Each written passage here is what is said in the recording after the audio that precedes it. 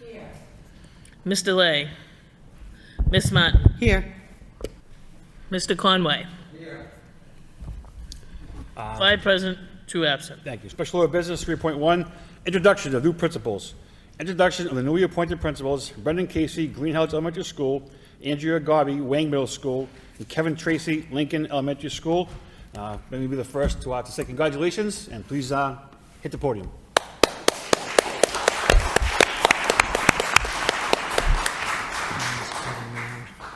Good evening, everyone. My name is Kevin Tracy. I'm the new principal over at the Lincoln School. I stand before you as a very, very grateful person. All summer, I've had the pleasure of being in the Lincoln, meeting with grade level teams and with staff. You have an outstanding, outstanding group of staff over there. I think overall, we operate from a position of strength, the staff, the culture. But I have to also shout out Carrie Ann Driscoll, who's our assistant principal, Kathleen Huntley, who helped usher me in, and certainly from the central office all the way into our central office at the Lincoln with Kathy. Joe has a place looking great, and you know, as we all know, there's a lot of work to be done. We can't wait for the kids to get there, and part of our work this year will be introducing a new ELA curriculum. Our literacy coach, Dana Huber, has been doing work all summer, previewing that with our staff. Our staff are very excited, and Jackie Dolan doing the same with ST Math. So there's a lot of wonderful things happening over at Lincoln. I certainly welcome you all. I'd love to come back at some point. Maybe I could bring some kids as well and make it a little bit more engaging and exciting. But thank you so much. Thank you.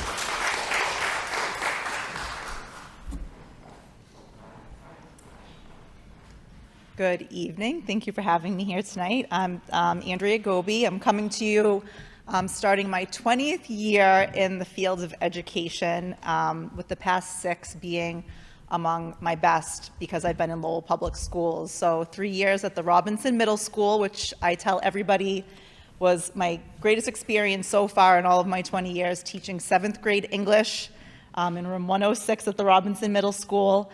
And then most recently at the Freshman Academy, where I had an equally awesome experience. Going to miss everybody at the Freshman Academy, but I'll be cheering them on from afar down the street at the Wang Middle School. As you all know, the Wang has gone through a little bit of a transition lately. I've been really busy this summer, hired 2 new assistant principals who started with me a couple of weeks ago. We've been working really hard to staff the school, make sure the building is clean and presentable and beautiful for our students and staff to start next week. And I'm just really excited to get started, to support everybody. And while I haven't even officially, ushered in the teachers and the students yet, I've been telling people I already feel like I've been working at the Wang for a really long time because so many people have been so helpful to me from the moment that I was hired at the Wang this spring and all through the summer. So thank you again for having me here tonight. Thank you to district leadership for having the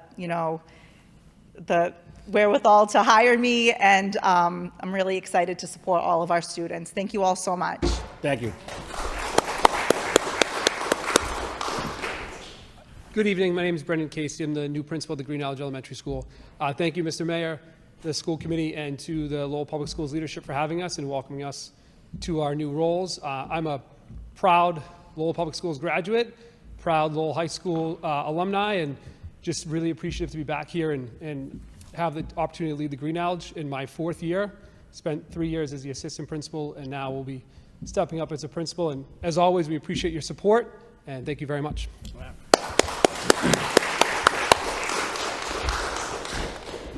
Thank you all for being here this evening. Thank you. Section 4 minutes, 4.1, approval of the minutes of the regularly scheduled Lowell School Committee meeting on July 16th, 2025. Motion to approve by Ms. Doherty, seconded by Ms. Martin.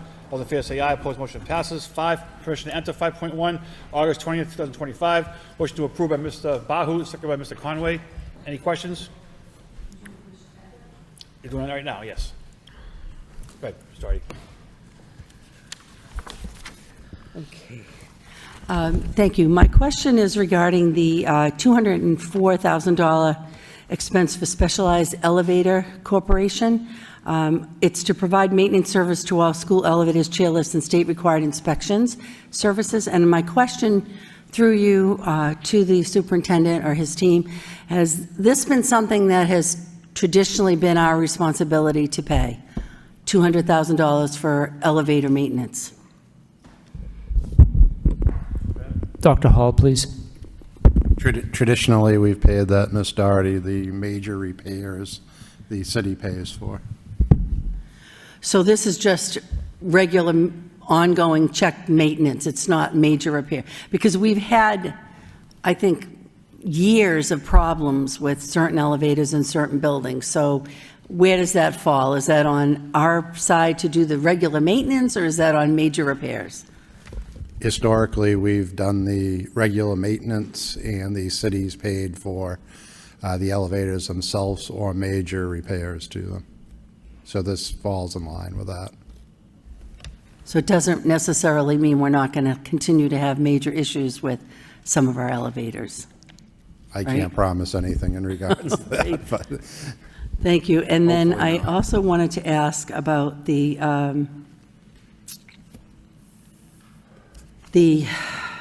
what's my question? I think I'm all set. A motion to approve. Roll call, Madam Clerk. Mayor Rourke. Yes. Mr. Bahu? Yes. Mr. Conway? Yes. Mr. Rossi?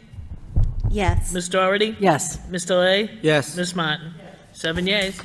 Section 6, memorials. We have 2 this evening. 6.1, Judith Azarowski, retired administrative assistant, Lowell High School. And 6.2, Ronald P. Payne, husband of Mary Payne, retired district support specialist at Central Office. Madam Clerk, please dim the lights.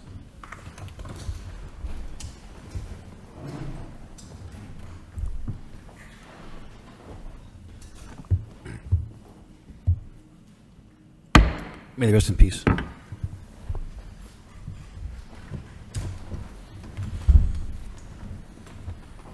We have a couple of items that have been requested to take out of order since we have speakers here on them.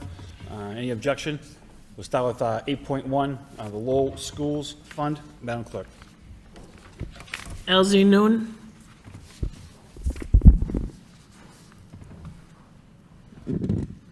Good evening, Mayor and school committee members and Superintendent Skinner. It's really my pleasure. I'm LZ Nunn from Project Learn. It's really good to see familiar faces. And really honored and excited to join you tonight to present a new joint initiative with Lowell Public Schools that we've been very excited to work on over this last year with Superintendent Skinner's leadership team on as we've gone through our strategic planning process and a really strong collaboration with the superintendent, we've really wanted to double down on our mission. So while we are both an educational collaborative partner, we also wanted to really expand on being that, in addition to providing all of the an array of college and career-connected learning, training, and credentialing experiences that reach over 1,800 students a year, we really wanted to double down on our mission as the educational foundation for Lowell Public Schools. And with that, let me just see if this goes forward. We really wanted to launch this Lowell Schools Fund, which will really help raise and increase the amount that we can bring in to support the high impact programs in Lowell Public Schools. So we'll be able to extensively and expand on mobilizing donations from individuals and alumni and foundations and corporate sponsors, really to fill at this very necessary time those gaps in public funding to ensure that we have the flexibility to meet evolving student needs. So this will be able to provide additional financial stability amid changing economic and political conditions and really support the execution of the strategic plan that the superintendent has envisioned. So we all know with education, really it's a pivotal moment for Lowell's future leaders, our students, and need us now more than ever. So as you all know, 83% of Lowell High students are considered high need, and 57% of Lowell High graduates are able to enroll in college and are first generation students. And yet there's an additional amount of students that we really want to serve who may have other career objectives, and we really want to make sure that we're able to galvanize resources to support that.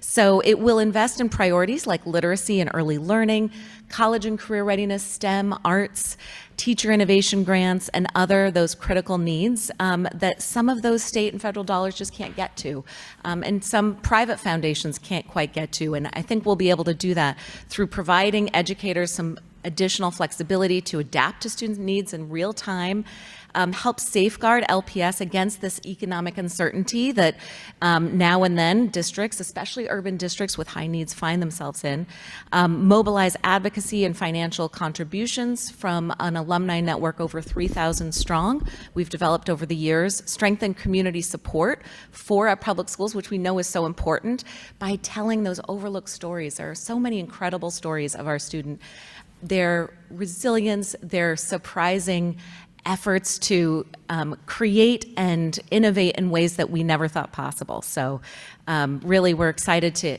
expand on the community pride. So how will it work? Project Learn, in conjunction with public schools and the communication arms, will promote the launch of the fund to our LHS alumni network and our community stakeholders. And when a donor and donors will invest in the fund, and what will happen from that point is the leadership team and Project Learn will allocate funding each fiscal quarter based on current district needs. And then, of course, will be, once those experiences are funded and new and or existing initiatives will have measurable results, we'll be able to report that out to you all on a semi-annual basis, we anticipate. So these are some of our pilot year benchmarks. We're conservative here. We hope to blow past these by several fold. You know, my goal is within a few years' time, we have more than $3 to $5 million that's in this fund that can churn off an endowment year over year. So I'm opening it up to questions. Thank you, Ms. Dunn. Thank you very much. Any questions from the committee? Mr. Superintendent, anything? Thank you, Mr. Mayor. I'd like to voice my support and share with you that we've had a good wonderful relationship with Project Learn for several years. And for many years, Project Learn has provided opportunities for our students that the school department's not well set up to provide, like the kinds of internships that our summers take part in the summertime, like the kinds of art up programs that you see beautifying our city, and numerous others. Project Learn has been a terrific partnership, and I've enjoyed the working with Elsie Nunn in her leadership skills, and I believe that this is a great opportunity for our school system. We are going to provide for the security of programming for our students, for enriching programs that teachers can benefit from, and then accrue those benefits for our students. Very grateful for the opportunity. There's no downside to this item on our agenda tonight. The Lowell Schools Fund is and will be a tremendous benefit for many years in the city. I'm grateful for Elsie's partnership in making it happen. Thank you. Likewise.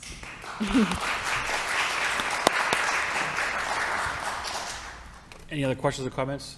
Mr. Superintendent, there's no vote or anything, right? Just informational? That's all it is? I looked for anything. That's correct. It's an item of information.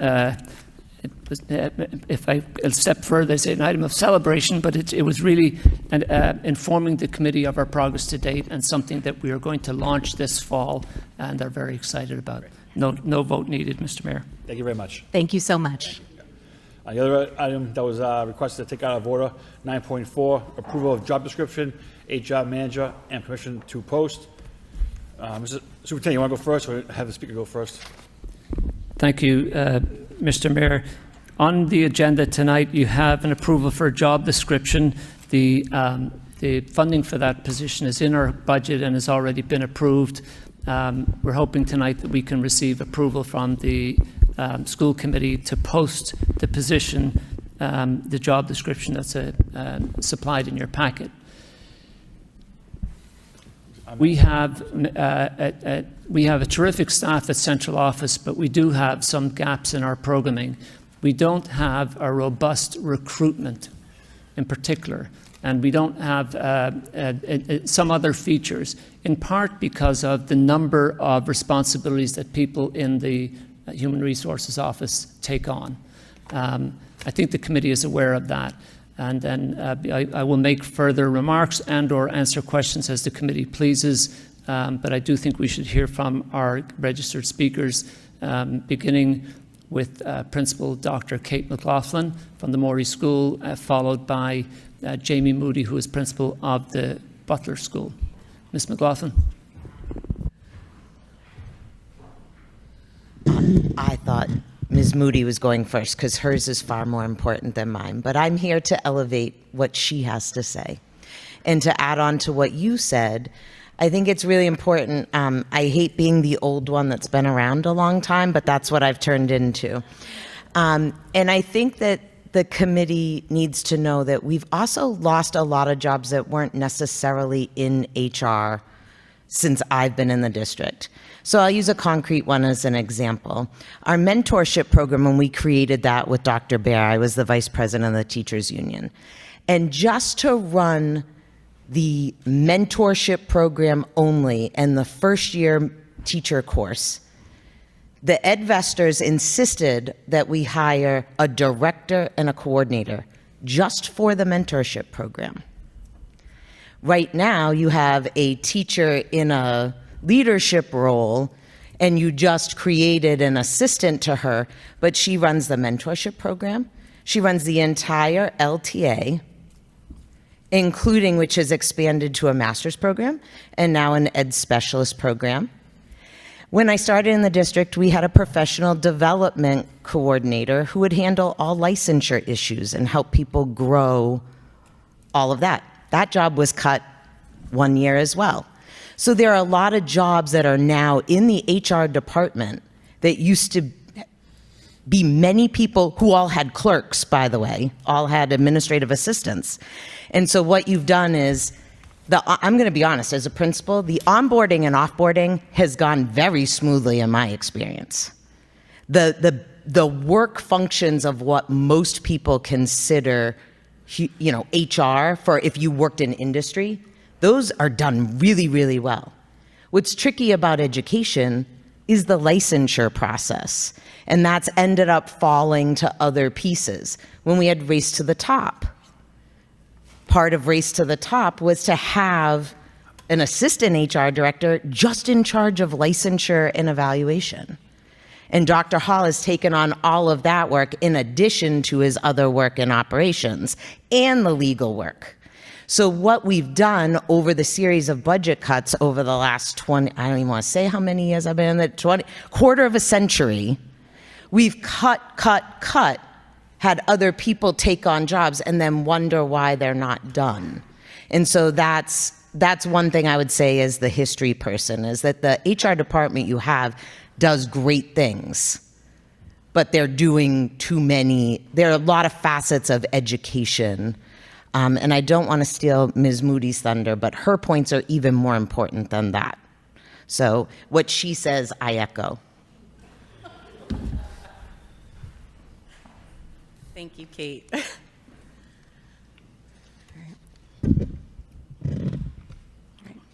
So, good evening. My name is Jamie Moody, and I am proud to serve as a middle school principal here in Lowell. And I have been honored to be chosen as an equity-centered leader through DESE's Influence 100 initiative. This partnership with the state and involvement in the Influence 100 initiative action research work has sharpened my ability to lead with courage and clarity around equity.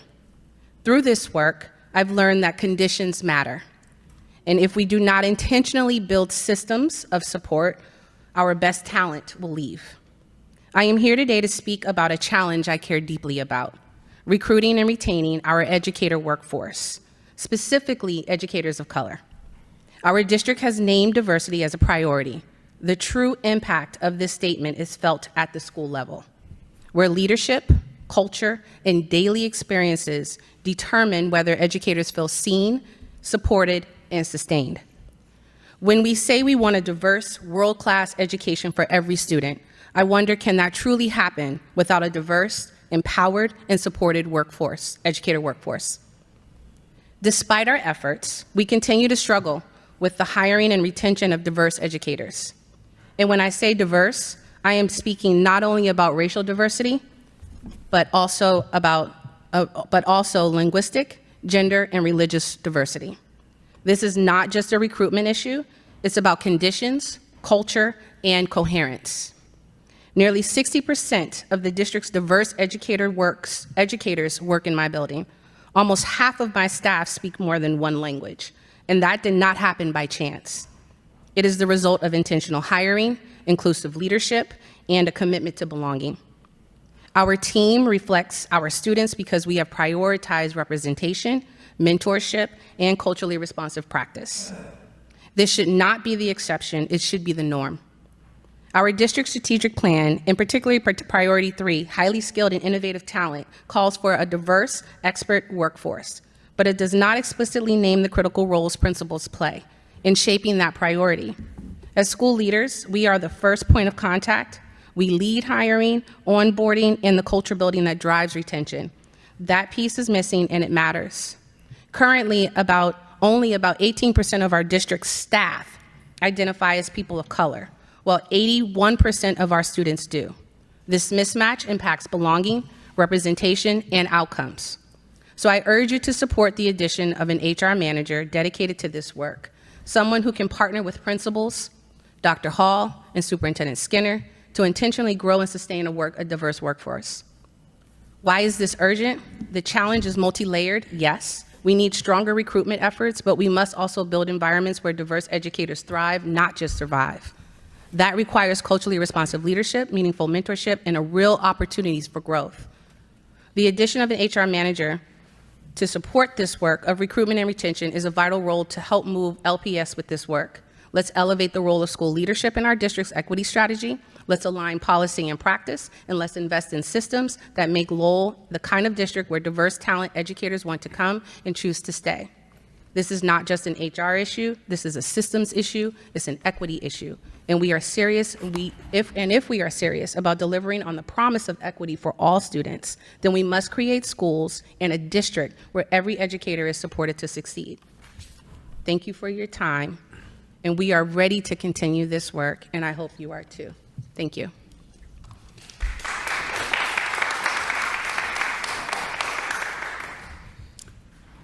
Any comments from the committee? Superintendent? Thank you, Mr. Mayor. I want to acknowledge for some, at least, of our school committee members that I'm aware that there is sentiment against approving this position.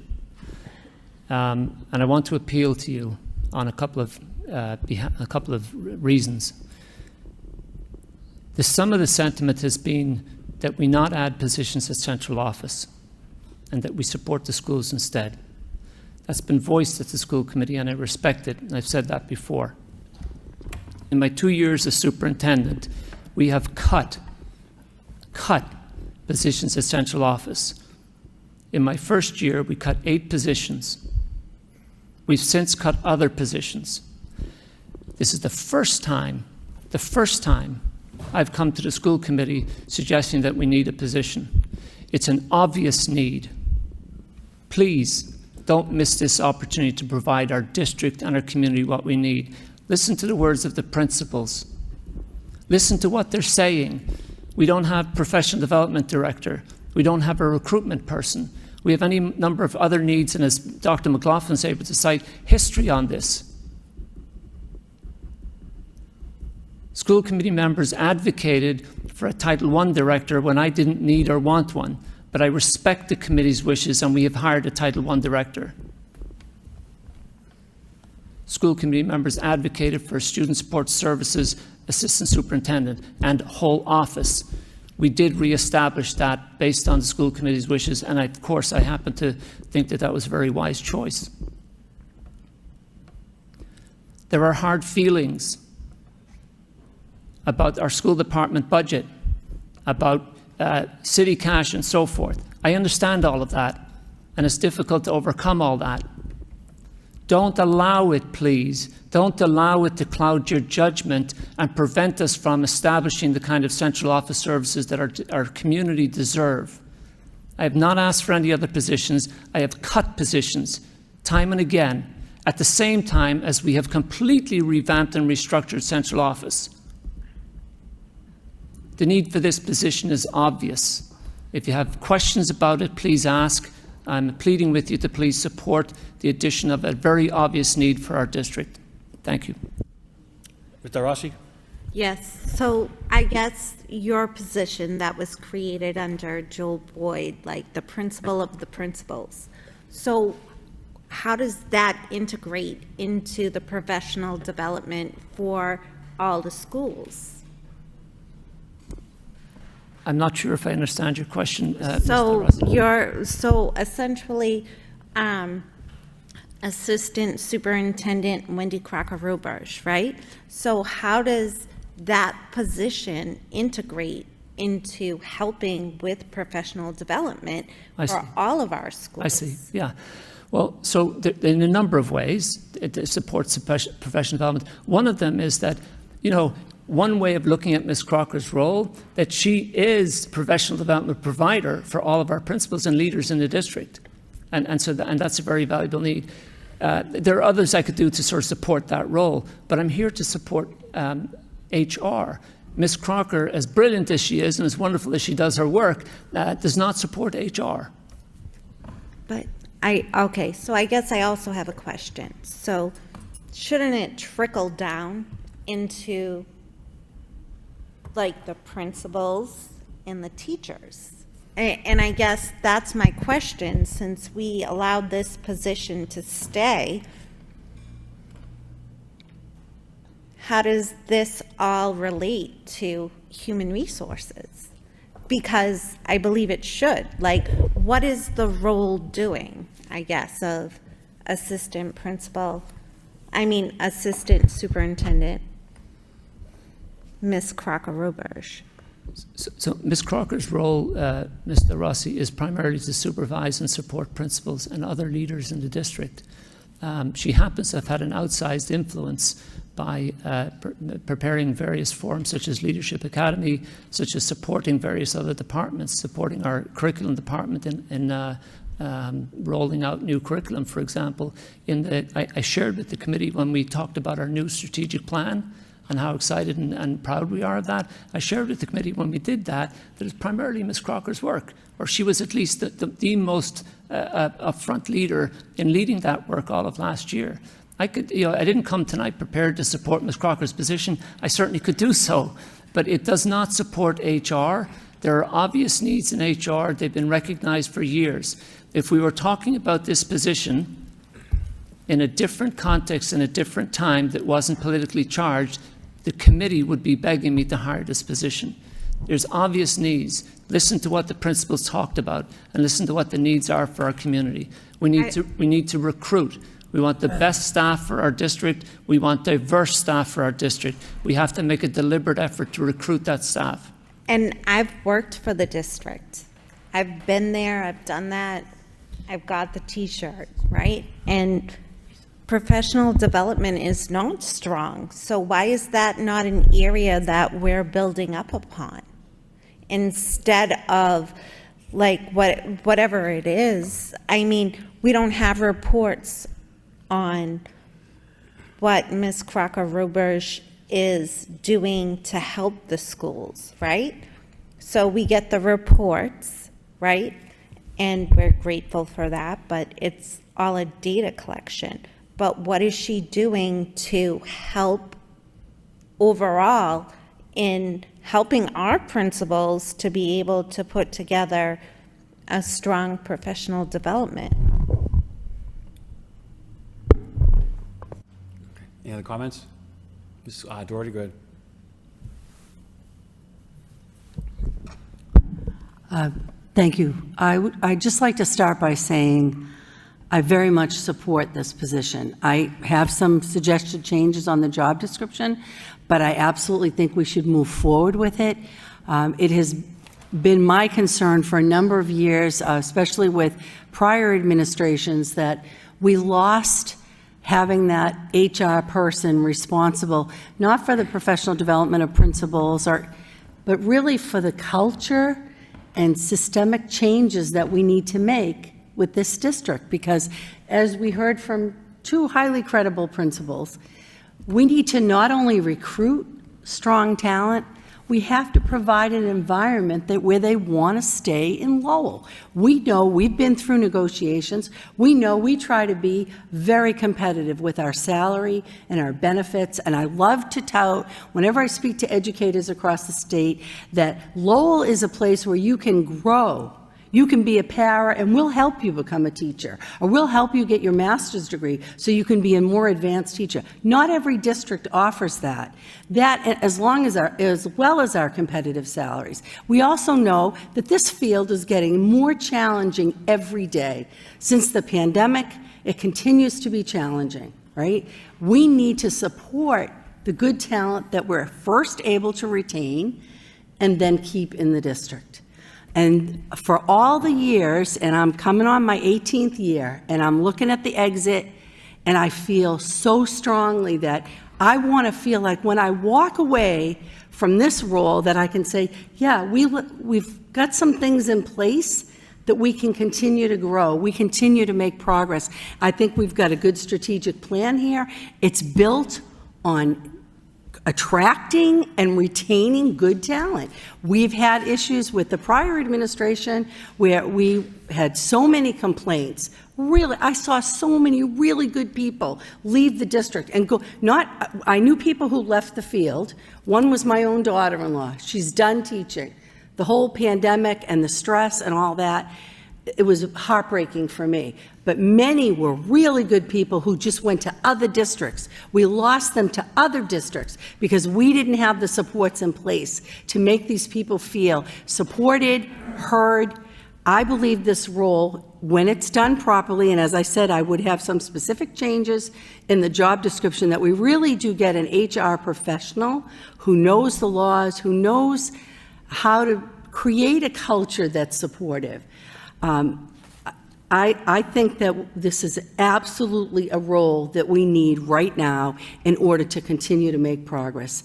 And we've got it in the budget, and the funding concerns about how many teachers it could support or how many paras, that's an issue for another day. We didn't cut teachers or paras And even with the city giving us its lowest cash contribution in my history of being involved, which, like I said, is a couple of decades, we have still held on that line of the staffing needs that we have. Now we have to support the staff that are here, and we have to make sure that we continue to attract people to what a great, diverse school system we are. And so I feel very strong, and I'm not going to go into the nitty-bitty changes, the different specifics about how I want to make sure that we don't give the administration leeway to, hire another internal candidate who just wants to move to central office, but in fact, get an HR professional who's going to come in and support the whole district and help us with that systemic culture shift that we're looking to do to really continue to move forward. And I'm just saying that for now. Mr. Lay, go ahead. Thank you, Mr. Mayor. Mr. Skinner, I always want to support Superintendent and always want to support you. And I also want to thank Kate and Jamie for coming and give a very thoughtful testimony on what we need with our HR department. I heard Ms. Moody says about recruiting, retaining, and equity. Those are the things that I think are important in our district. Our HR came a long way. I remember back a few years ago when the superintendent tried to hire more HR personnel, but we ended up having only Sue Mulligan as solely one person working in the HR, and then later on, and he was the only one working in HR. And so we came a long way. Having an additional HR manager, I think, is it's a nice thing to have. But I also want to say that I'm not sure if this is something that we need, because recruiting, it seems like if we solely want to recruit, retain, and also we know that the hiring takes place at the principal level, and if the job of this HR manager is pretty much just to recruit, we could just hire somebody who is specialized in recruiting and work in that part. So that therefore I feel that to me it's a good thing to have, but I don't think I want to support that at this moment. Mr. Lay, may I ask you, please, are you aware? And also, yes, sure. May I finish one more thing? When my colleague spoke about missed opportunity for losing the opportunity to bring somebody here, I want to know if this is something hypothetical or this is something that it actually happened, and I just want to know what position it was and when was that. Mr. Thank you. Thank you. I wanted to ask Mr. Lay, but it could be, if members want to consider it, do you know what is a suitable, sensible structure for an HR office in a district of this size, and how should it be organized and set up? Do we know what it's like in other districts of our size? So I don't know all about it myself. I know we interviewed somebody for a job recently who was from Lynn Public Schools and worked in their HR office. I think they've got a smaller student population. She was one of 12 employees in that office. It doesn't mean that that's the right number, but we are making a case, I'm making a case, the principals who spoke tonight have made a case about a very obvious need, Mr. Lay. It's not exceptional, it's not excess. It's a very obvious need. If you know different, if you have more information about what would make for a suitable human resources office that's structured appropriately, we may look at that and do it that way. In the moment, we're working with what we have and advocating for what the district and the community needs. I just have a quick follow-up to Mr. Lay's questioning or comments.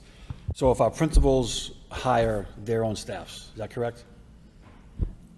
Principals to interview and recommend people for hire, yes. All right, and does the central office ever override that and pick somebody else? No. So what tools are we giving the principals to make sure they hire diverse, educated candidates? A number of things, Mr. Mayor. It's a really good question. First of all, we provide principals with training. We happen to believe, and I know an expert in the room in Ms. Moody, that we've identified that there's significant more training required for principals. I can elaborate on that if you wish.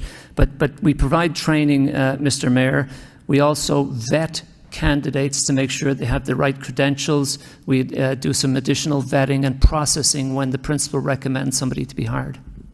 And I think that's all good, and I think it should be done, and I'm glad it is being done. I think it kind of proves the point that I think Mr. Lay and I are making, that, you know, an HR manager at 150 grand for non-school personnel. So that's just my comments. Anybody else? Roll call, Madam Clerk. I'm sorry, roll call? Mayor Rourke, No. Mr. Bahu, No. Mr. Conway, No. Ms. Del Rossi, No. Ms. Doherty, Yes. Mr. Lay, No. Ms. Martin, No. 1 yea, 6 nays. Returning back to the agenda, motions, Section 7, 7.1, by Mr. Rossi. Request a superintendent to provide the school and staff, parents, school websites, parents page, and the school committee members of the updates to each school this summer and how construction may affect the start of the school year as traffic patterns and et cetera. Second by Ms. Martin. Mr. Rossi. Yes, so even last week, as I was coming up side street from my house, I noticed the Robinson School teacher parking lot all dug up. And I'm happy if that's going towards betterment of the area, but is it going to be ready for our staff when they come back on Monday, right? And that's a concern I have, as well as, do students have their bus passes? What's going on with any of the schools construction-wise, and what's going on with that? And I just want all parents to be updated and notified in any way possible. Understood. Mr. Mayor, if I may, to Mr. Rossi, you know, if we treated your motion as we do normally and we take it aside and we respond in writing in the future, we'll already be past the start of school. So if it works and suits your needs and the committee's needs, we'll provide an update right now. So we did anticipate your motion, and we are ready to give some updates on the floor so that you and the public will have the information before school starts. Is that helpful? Great.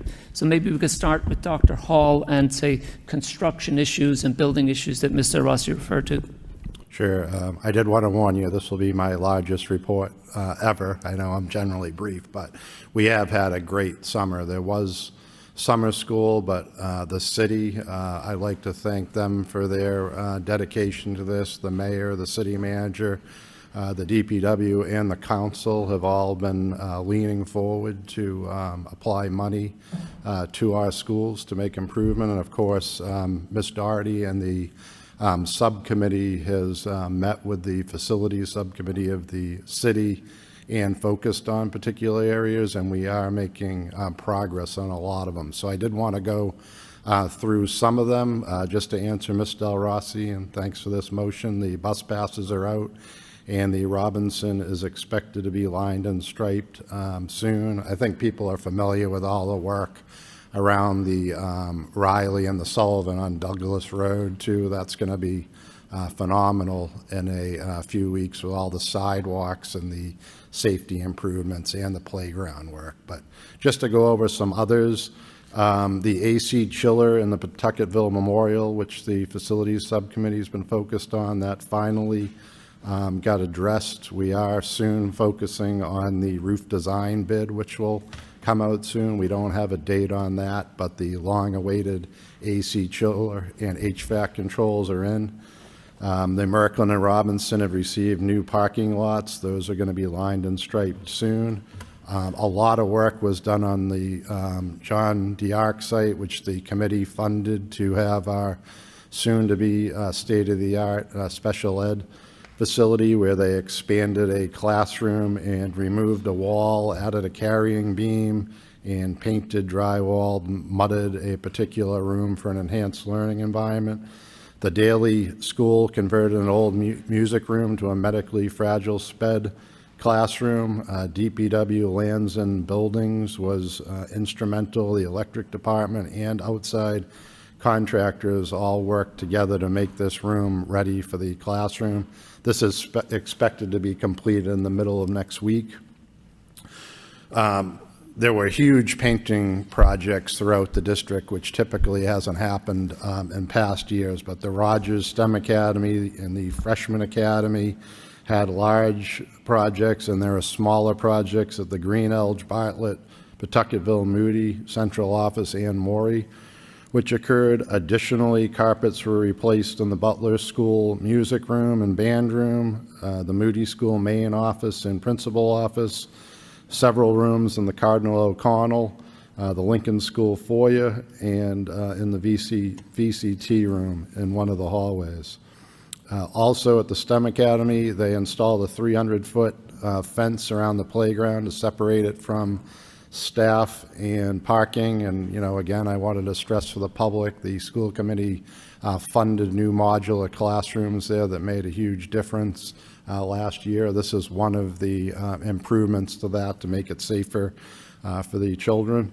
Additionally, the old science rooms at the Butler and the Sullivan Middle School are reconfigured for regular classroom use. This involved removing built-in cabinetry and very heavy sandstone counters and cutting and taping water lines, gas lines, and repairing floors. Additionally, the Moody gym floor was also sanded. The city still does have a lot of projects upcoming, which we're monitoring. As mentioned, the Pawtucketville roof is going to be placed. That's going to go out to bid soon. The Riley gym floor has had some significant buckling for at least probably the last 10 years. That's slated to start any time now. The Bailey playground, we're watching that as well. That's got to be removed, and a new playground hopefully will be ordered. The Riley playground, as mentioned, if you drive by there, there's a lot of construction on putting in a new playground set there. You know, we're also worried and monitoring the Lowell High 1980s building, or the completion of Phase 3. A lot of work's going on now. We've been told it will be complete for the start of school, but the city and the owner's project manager and the facilities department is watching that for the committee and will report if there are any problems.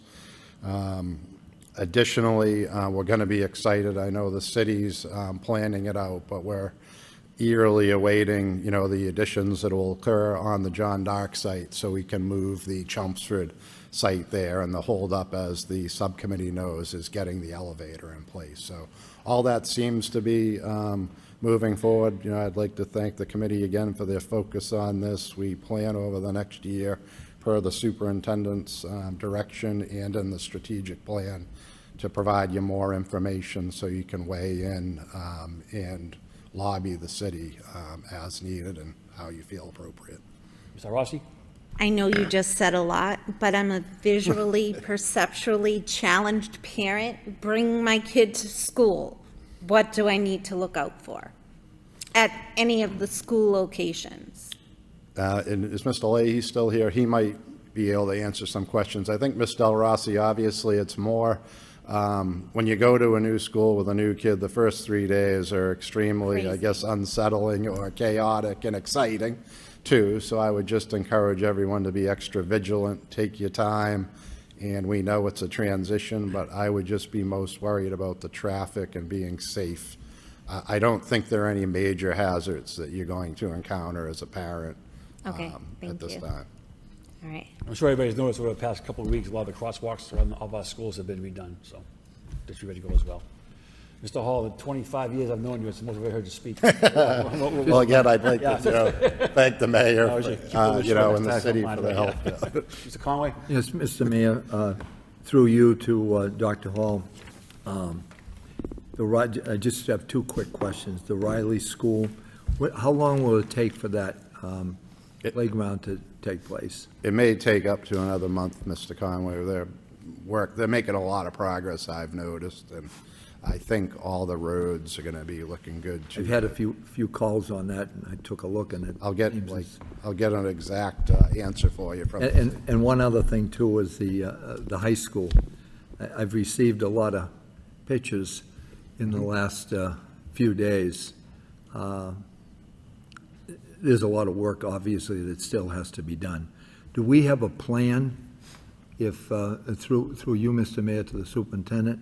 Again, I've seen a ton of pictures from the high school, and, being down there all my life, and going through like 3 of these different reconstructions of buildings, it seems as though in the last week or two, I have no idea how it happens, but it all comes together. I'm hoping that it comes together here with this year, but do we have a plan in place just in case there's certain sections or whatever that we can't access, or they're not safe enough for students to be around? Do we have some kind of a plan B or C on that? Yes, Mr. Conway. So there are various contingencies prepared for. And now that of course, the construction company is on site every day, but also the high school staff have been back on site for the last couple of weeks. So there are various contingencies.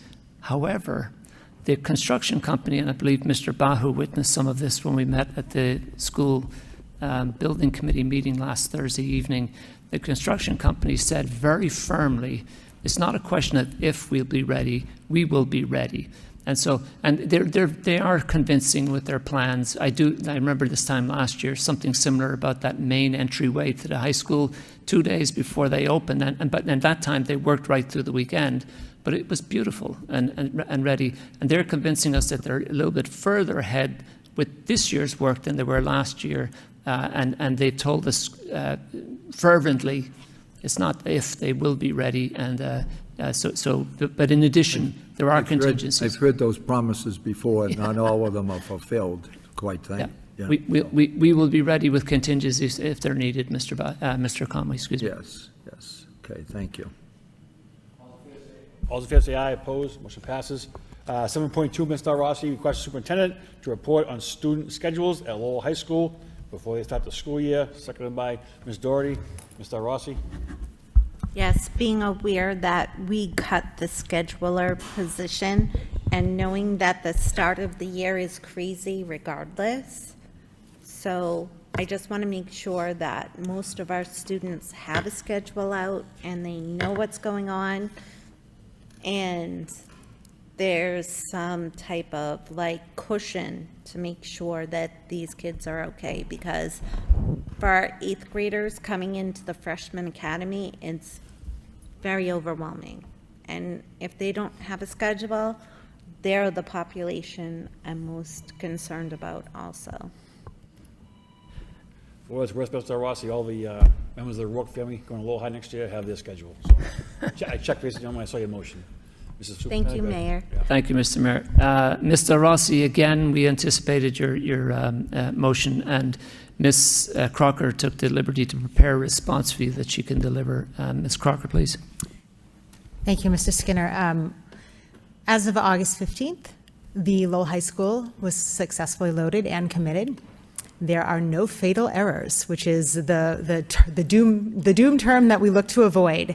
And that is a result of close collaboration between the data team and the vendor Aspen, and an amazing scheduling team that has been pulled together at Lowell High School. Compared to past years, the high school is significantly ahead in the scheduling process. We are at the point where we are refining individual student schedule change requests, such as I want to do band and I want to take AP Lang, and they're at the same time. We have undergone a radical transformation in the scheduling process, and that was intentionally done. It focused on laying the foundation for a long-term transition from what was manual scheduling. The high school up until this year was manually scheduled every single year, which resulted in thousands and thousands of sheets of paper being printed in a very long, cumbersome process. So we have worked with our vendor, Aspen, We sent the scheduling team to a week-long schedule build workshop. They've had support of Aspen. So we have built capacity across a number of individuals now to do this work, which means we have a schedule that's actually better informed for students. So we had some priorities going into this. One of the challenges was previously, the way the old schedule was done, if you were, say, an AP student and you wanted to take multiple AP classes, that was a challenge because they all clustered around the same 1 or 2 periods. That has been mostly resolved for now because we had a lot of eyes on it and we made changes so that now kids can take a full day of AP classes if they so desire to. In addition to the schedule builds, those fatal errors that I talked about with Aspen are only one part of a reporting error that happens. In the old schedule, the way that it was built was not built to communicate or talk to our state DESE system well. The course codes and the way that they were created used to generate thousands of errors with DESE, which our data office would have to go back and clerical staff at Lowell High School would have to go back and manually correct. We have significantly reduced that because the schedule now is built with correct course codes that the DESE system understands. And so I think that this year we had some major changes to our MLE instructional model based on corrective action. And so all of that had to be built in. And I'm just extremely proud of where Lowell High School is, the capacity that has been built across. And this is teeing up. This was done intentionally this year because we have a bigger schedule change coming in order to accommodate our Chapter 74 programming that we're anticipating and the type of scheduling structure that is going to happen to have 900 hours of CTE dedicated time for those blocks in the technical programs. And so we have made tremendous progress this summer, and our Lowell High School students will be ready to go, better ready than ever. So really proud of the work, thankful to Mike Fiato, thankful to Megan Branco, Susan Zielinski, and in particular, Vera Roberts, Scott Stengel, and Maisie Fahey in the data office. Thank you. Mr. Conway? Yeah, just a quick question through you to Ms. Quaka. What if a schedule was not correct for whatever reason, and I don't care what kind of system we have. I mean, it's always it's up to your head constantly for a number of days until everything straightens out. What is the process if we get calls from parents and the schedule is not correct? What is the process? Yep, guidance counselors, thank you, Mr. Conway. Guidance counselors are back this week, and they're working through any of those individual request issues. So we came across in our work over the summer a couple of issues where some kids, so in the springtime, everybody is supposed to be filling out their course schedule request with 7 full periods. Well, some kids turned in the request with only 6 periods requested. So we've got to go back in and fill that period. We don't want to put a random class in. We want to meet with the student and understand what last class they need for graduation requirements. So that's another big component of the meeting with the guidance counselors to get those schedules where they need to be. So they go through guidance. Right. I'm talking about the actual mechanics of it, because you're absolutely right. They have to, if a student has to change their schedule, all right, so now they have to leave class, correct? Yes, they have to meet with their guidance counselor to make a schedule change. I know. Yep. They have to leave class. That's why what I'm trying to pin down is the actual process itself. Is how do they communicate? Because I'll tell you what does happen is that kids say, I have to change my schedule, Ms. Crocker. Oh, all right, why don't you go to your guidance? And they don't have to change it. And all of a sudden they're cutting the class. This happens constantly. So, or somebody goes down and says, hey, wait a minute, there's 40 kids, 50 kids in front of the house office. What do they do on a situation like that? So this week, Mr. Conway, we're preemptively going through, guidance counselors are preemptively going through those students who have a gap in their schedule due to their own not. But what if they don't have they don't have a gap, but what happens is they put me in AP English, and I don't want to be in AP English, I want to be in Honors English. You still need to request an appointment with your guidance counselor. Yes, that process hasn't changed. What is different, Mr. Conway, is that you're not seeing an Irish auditorium full of kids with no schedules. You're not seeing an Irish auditorium with kids with blank, large numbers of kids with blank schedules or big giant holes in their schedules going to a repository to house them until guidance can work through that over 2 and 3 weeks. The number has diminished significantly, and they'll continue to work on it this week so that when folks are back on Tuesday, you are going to see far fewer than ever before of those students who need to go see guidance to make a change in their schedule. And the other good thing is the things that they have requested, students will get more of what they have requested at the outset in terms of their ideal schedule because the classes are aligned better to support the variety of needs that they want. All So right, no schedule process is going to be perfect, but we've made a tremendous improvement over what has been the norm for Lowell High School. So if there's some issue, they go to the guidance counselor. Correct. If they tell the if they tell the student to go back to the class, what do? I'm not sure I understand your question. Without a Well, we have resolution or with a 50 kids resolution? that want to change their schedule for whatever reason, because they've got a class that they didn't want. I'm just trying to, what I'm trying to actually do is to figure out, because I know parents are going to call, and they're going to say, what am I supposed to do? My kid goes down to the house office, they tell them to go back to a class. And now they go back to the class and they're in the wrong class, and I don't want them to miss AP Math for the next 3 days or 4 days because they can't get a schedule. I'm just trying to come up with I think it would be a good idea to have, step 1, step 2, step 3, step 4. And I know that you have in place, it sounds like it's going to be it's more successful now than it has been in the past. And I applaud all the people that have been part of that. But I'm just wondering, there are a lot of kids that fall through the cracks. Superintendent, is it possible to get Mr. Conway a report and the committee report for next meeting? Certainly. Awesome. Thank you. 7.3, motion by Ms. Martin, request administration provide the committee with an updated organizational chart for the Lowell Public Schools Central Office. Second by Ms. Doherty. Ms. Martin. Thank you very much, Mr. Mayor. Really, just looking to get an update for the committee's information. We know that central office has gone through some significant changes, positions that have been eliminated, and tasks that are being reassigned across the different areas. I think it'd be really helpful, I think even tonight indicates that, it would be really helpful for us to have a very clearly kind of defined chart that would let us see not only the positions, but perhaps even the responsibilities, so that and maybe it's 2 charts, I don't want to make this harder than it needs to be. But I can say from my perspective, there are certain aspects of whether that's special ed or even fiscal or operations or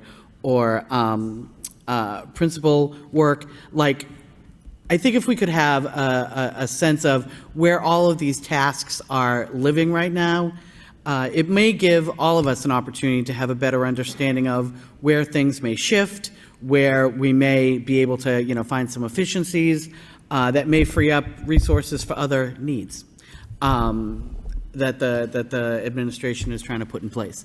So I put that forward just, I think, for the benefit of the full committee, for us to have a visual representation of the actual positions as well as the actual tasks that are assigned across the central office. Thank you very much. Thank you. Superintendent, go ahead. One clarifying question, please. You're referring to central office organization structure. Is that right? Yeah, I mean, I'd include in that people who are working in the, like some of your district support specialists and things like that. I'd include that as part of central, if only for our purposes of kind of understanding. Yeah, we'll be happy to do that. Thank you. Perfect. All in favor say aye. Opposed, motion passes. I do have some folks here on 9.8, so a motion to take 9.8 out of order by Ms. Doherty, seconded by Ms. Martin. All in favor say aye. Opposed, motion passes. 9.8, research proposals. Mr. Superintendent, anything on this one?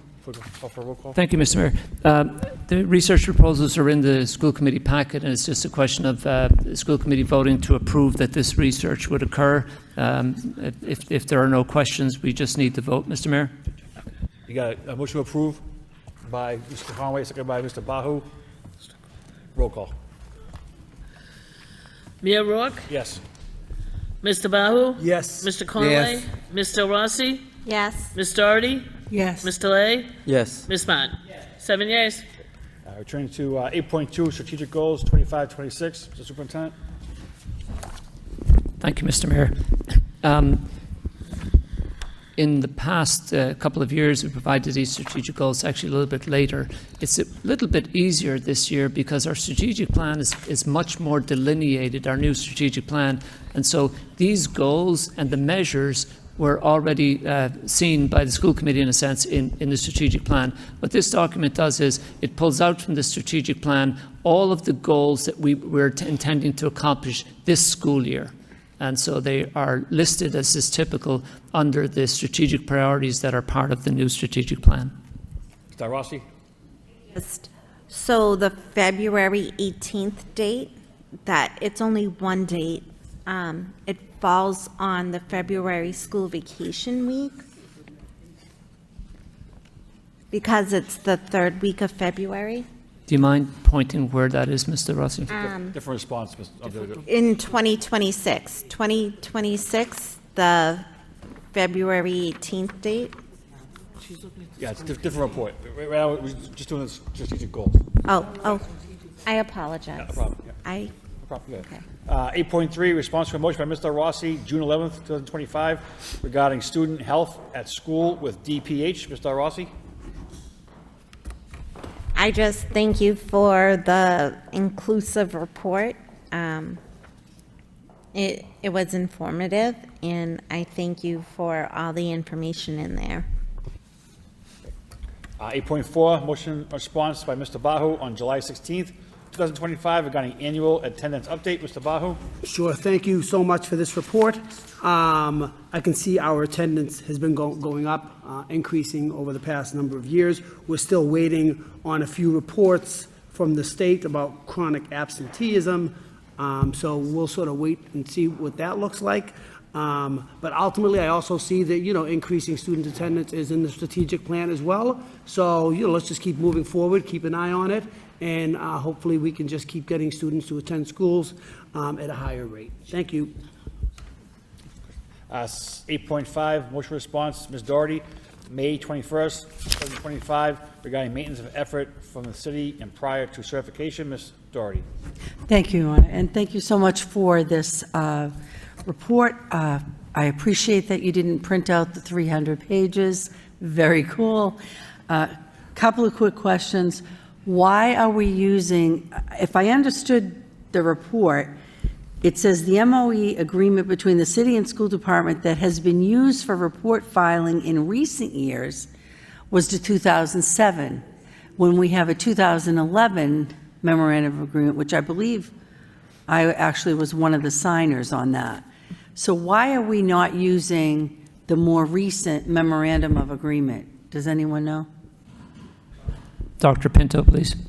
So, Ms. Doherty, thank you for the question. Actually, we have met very recently with the city CFO, and so we'll be having discussions about just these topics, these couple of topics. We've slated some regular quarterly meetings, and we'll be meeting in September, not only to review the upcoming charges for FY25, but also to review the agreements and determine which one is the correct one. Okay, so if I could just follow up on that. I was around in 2011 when we did that agreement. I know we had Jay Lang was part of that. City manager was Bernie Lynch. There was a great deal of effort put into that. That is the agreement we should be working from. And then down the road, if you want to renegotiate, that's a different case. But because the report, I believe, is due October 1st, right? September 30th, yes. It's September 30th, okay. We have got to move quickly because it's very important to me that this committee gets a chance to look at the report after your team has reviewed it. And I also want to give a shout out to the city. I think it's hugely encouraging that going forward, there's going to be these regular meetings. So we don't get to the end of the year, a month before the report's due to the state, and we're scrambling trying to make sense of it. You're going to be working on it for the new year. I believe it's quarterly, right? You're going to have these regular meetings to discuss it. So first place for me, and I don't know if we need to take a vote, We are going to be using the 2011 memorandum of agreement for this year going forward until it's renegotiated, if that's something that the future committee and administration decides. Secondly, because of the timeline crunch, I know in your report, Dr. Pinto, you mentioned that the city is verifying that they'll get it to you in time, but we've got to fit in our schedule.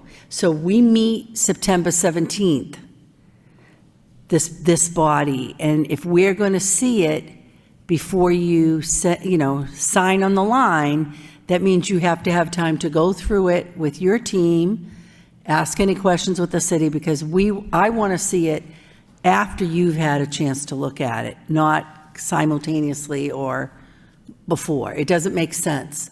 We need to look at it after your team has looked at it. And I think I want to just end with this. I really appreciate this effort, and I feel somewhat like, what have we been doing all these years that the committee hasn't been involved more closely? Because when we look at the funding mechanism, the state has determined Lowell is responsible for this chunk. Let's say what is the total? 68 million for this fiscal year that we're in right now. Lowell is responsible for $68 million towards the education of their children. As we all know, the cash contribution has gone significantly down over the last couple of decades, while the maintenance of effort has gone up to the point of 12 million cash, whatever that is, 58 million maintenance of effort. So this is we need to do our due diligence and be fair and scrutinize where those charges are, where they're coming from, and that they're appropriate. So I think my motion, which was already passed, I think clearly identified that the committee needs to see it. I just don't know if you have some concern through you to the superintendent about having you don't have it in your hand yet, right? Because the 300-page report that's online that you thankfully didn't print out for us is last year's report, which I'm not as interested in that. I want to start with what we've got in front of us, the new report that's due September 30th, and then going forward, obviously, it seems like there's a clear path for better communication and collaboration with these regular meetings. So through you to the superintendent, do you have any sense of how much time your team is going to need to review the 300 pages, assuming it would be something like that, for the current year, for last year that we just ended, and in order to be able to present to us for the 17th? So it feels like not a very satisfactory way to respond, but I think my most honest response is we'll do the best we can this year, given that this committee is asking for additional scrutiny that we've not applied in recent years. And so I'm saying that because the city is not necessarily accustomed to giving us the plan, way ahead of time. The better news is this. We're working very closely, and Dr. Pinto is working very closely and has a good rapport with the city CFO, Mr. Baldwin. We think that we can put in place, sort of interim measures or interim checks on maintenance of effort. So it's not all dependent on that final report by September 30th. So you have to review this 300-page report. If you can imagine what you're asking for, and think a little bit about the smaller details, you get this 300-page report. Maybe, I don't know how much time you'd have to review it, but let's say you've got a week and you've got some questions. And then you have to ask the city folks the questions, and they have to look up the information and provide us that, and then maybe we're still not clear. In other words, there's going to be back and forth. And so we have to make the best of that opportunity this year to review it and to learn a lot more about the process and the charges and so forth. But it'll be dependent on when we find the report, and I suppose we might even be designing the review system as we go this year. We will keep the committee apprised. And the other thing I just thought of is we might want to add a subcommittee meeting that maybe finance makes the most sense, so that we at least get to look at it if you need that extra week. If we're meeting on the 17th and that's too short. I understand the city hasn't had, this is going to be a new way of doing things, and I don't recall, it's not listed here. When was my motion made? Do you remember? May 21st. Oh, May 21st. So it was a couple of months ago. There was some Mr. Doherty, head up. it may help you if I suggest that regardless, we'll provide you an update on this school committee meeting of September 17th. We'll provide you as thorough an update as we can. Maybe it's the full story, maybe it's as far as we have got and what the next steps are. But we'll give you an update at that meeting. You, of course, will have the option to request a subcommittee meeting, and we'll cooperate with that as well. Okay. So, and I really want to open it up to my colleagues. Are you comfortable with just waiting till the 17th, get an update, and if we feel like we want to add a subcommittee, we would have to meet before the 30th.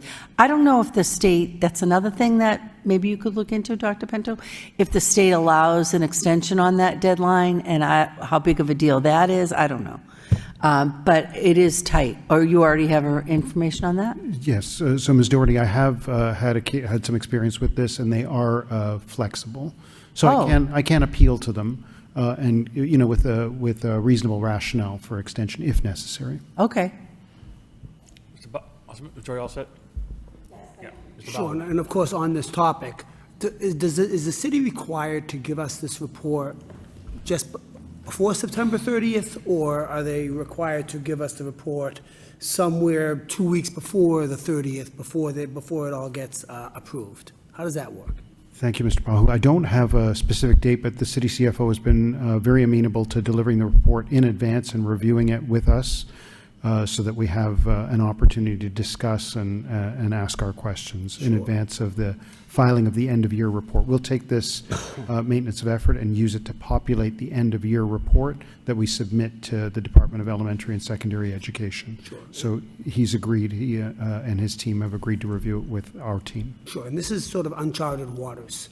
The school committee really has never evaluated any of these reports, nor truthfully has the superintendent's office or the financial office. So it's going to be great for us to see this report and to start understanding where these maintenance of effort charges come from so that we can all begin to keep working together, because ultimately we do have an outstanding relationship with the city and all the maintenance that they've been doing on the buildings in the past few years since I've been on the school committee. But, this is a progress in motion, so, we're looking forward to seeing this report so that we can have meetings, subcommittee meetings on it, and then we can understand exactly what the city's doing for us, and then we can begin to go ahead and grow with the city and understand what this giant really is, because again, it's something that we've never really experienced. Ms. Doherty? Oh, I just wanted to add, I believe that it's not a completely uncharted, because the superintendent is the one who signs it.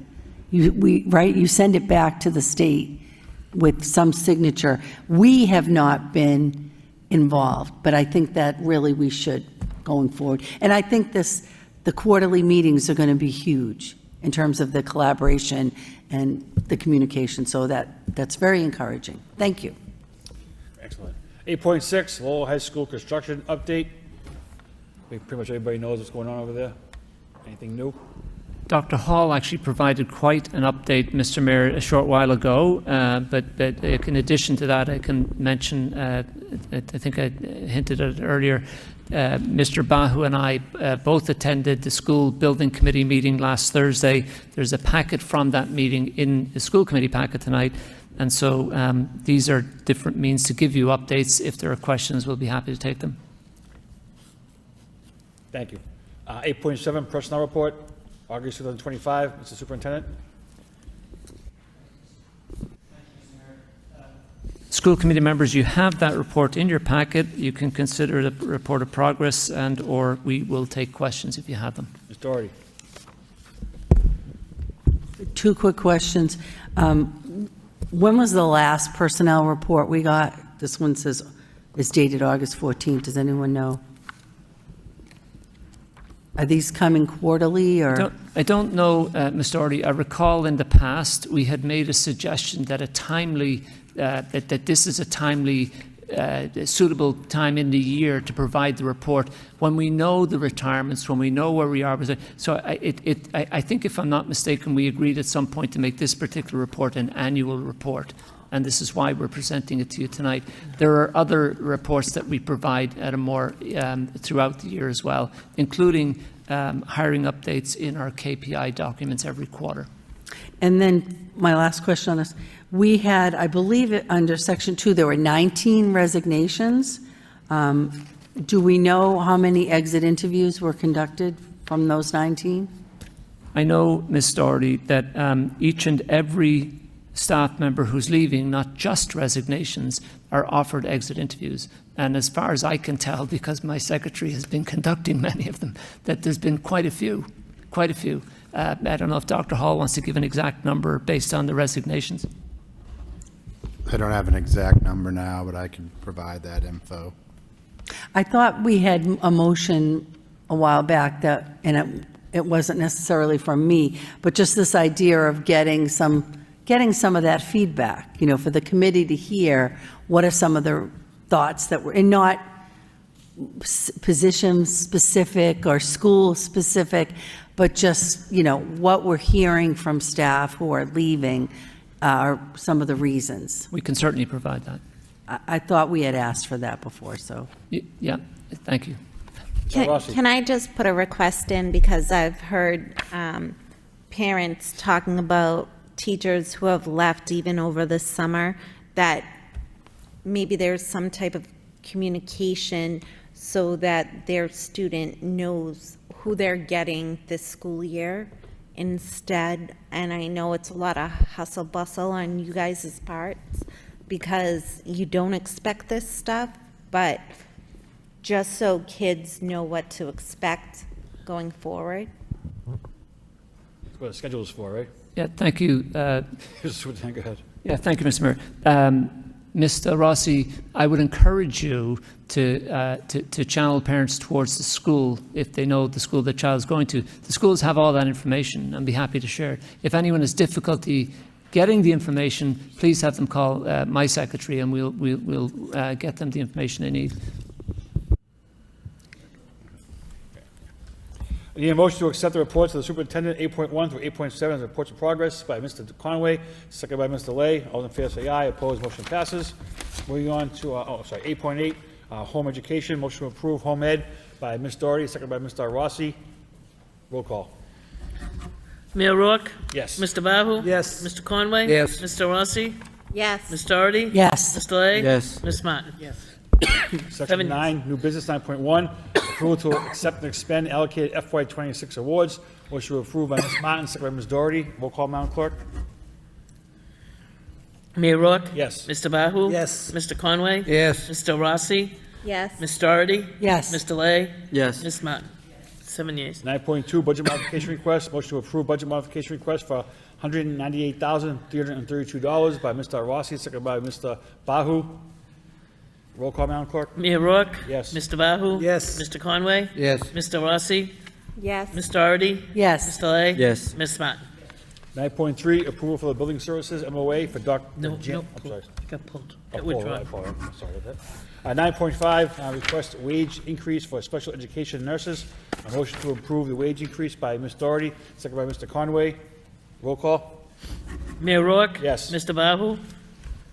I just have one question. How much is the wage increase for? It looks like they get paid somewhere between $59,000 and $68,000, but the city nurses get paid somewhere between $70,000 and $120,000. This is what we're referring to, correct? The nurses' wages? Dr. Hall, would you please give the details? Sure. Yes, it could vary, Mr. Bahu, depending upon the city salary schedule. So depending upon their experience and certification and education, it'll vary, but it could go anywhere from $15,000 to $30,000 or more to equalize the two positions. So right now, we're not getting all the candidates because they're drawn to the city positions. But this is measured to try to eliminate that gap so he can provide services and not have to hire contractors. So you said this affects 2 positions, is that correct? It'll cover several positions. I believe there's 3 openings right now. So this will cover 3 positions, and we're looking to, Well, it'll sort of- cover all the ones currently in existence, so current nurses will receive a raise if this passes, to align with the city salary schedule. in the city salary schedule is $78,624 to $119,642. So we're looking to align with the city schedule. Yes. Okay. Madam Clerk? Sure, Ms. Martin. I just want to make sure we're clear. So the difference between the city nurses and the special ed nurses working in the schools, are the city nurses working a full year? I feel as though I should yield to Assistant. Ms. LeGrand, I think, will help us out. Ms. LeGrand, please. It would be the same. They work 182 days. So the Full city 2 nurses hours. also work? Okay. They do, yep. And the variability in the salary schedule is that registered nurses can have an associate's, a bachelor's degree, or a master's degree. Okay. So the range is pretty wide depending on their degree, and then you have years of experience, which is the other component. Perfect. Thank you very much. Yep. Continue the roll call, Madam Clerk? Mr. Conway?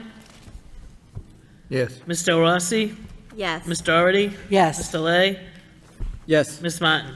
7 yeas. 9.6, request approval of modifications of food service staff. Motion approved by Mr. Conway, seconded by Mr. Rossi. Roll call? Mayor Rourke? Yes. Mr. Bahu? Yes. Mr. Conway? Yes. Mr. Rossi? Yes. Ms. Doherty? Mr. Lay? Yes. Ms. Martin? Yes. Approved. 9.7, request approval of furniture disposal. Motion to approve by Ms. Martin, seconded by Ms. Doherty.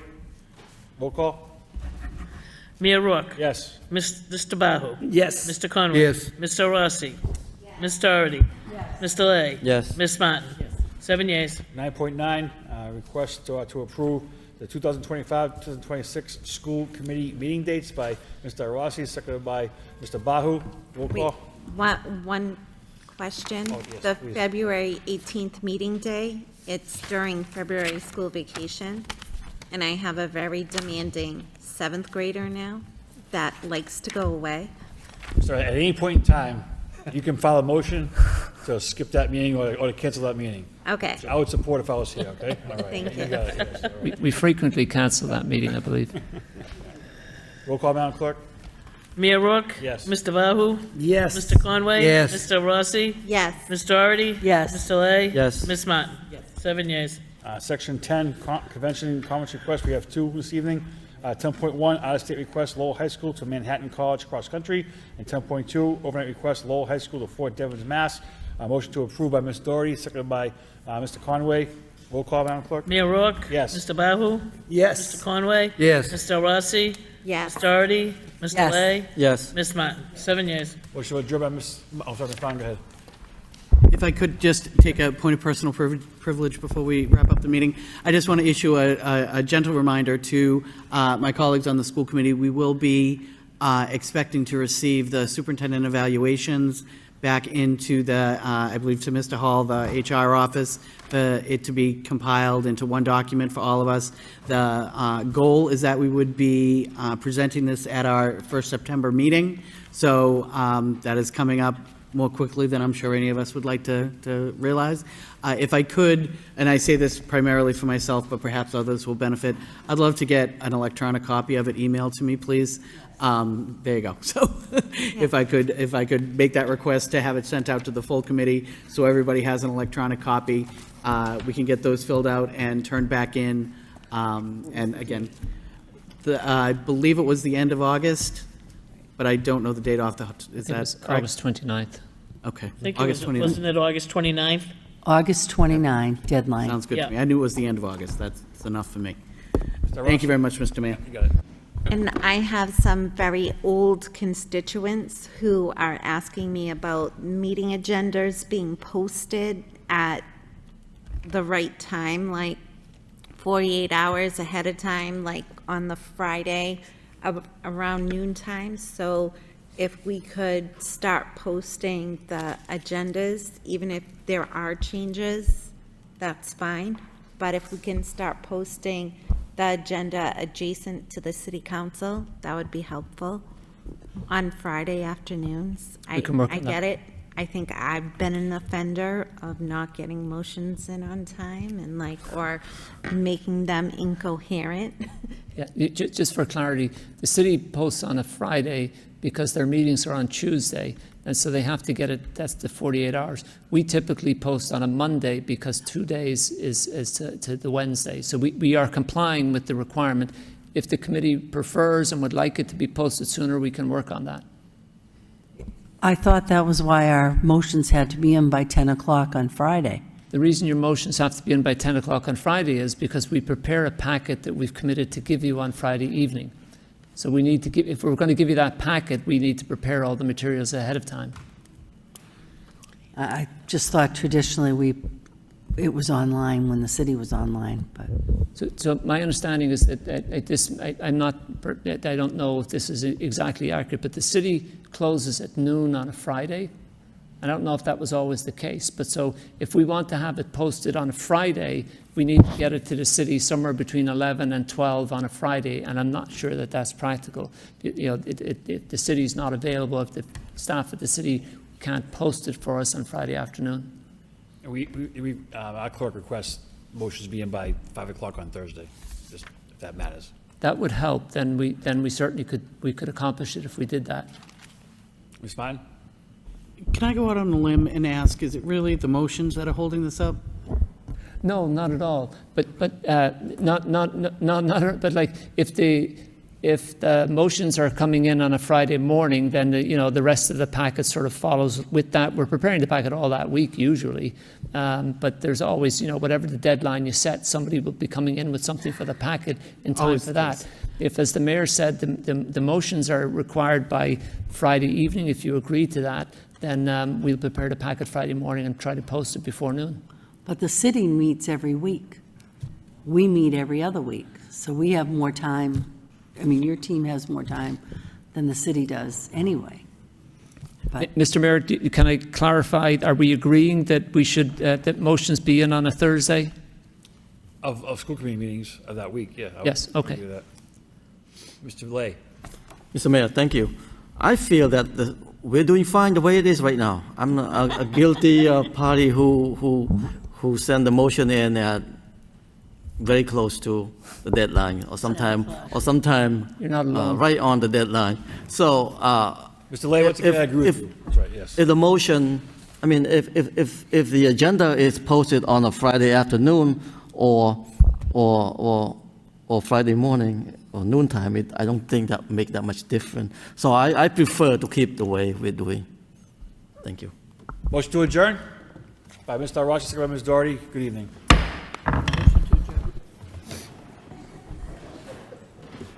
I was gonna say, like this week, I was so late, they had to call and ask. Yeah. Exactly. And I was like, exactly.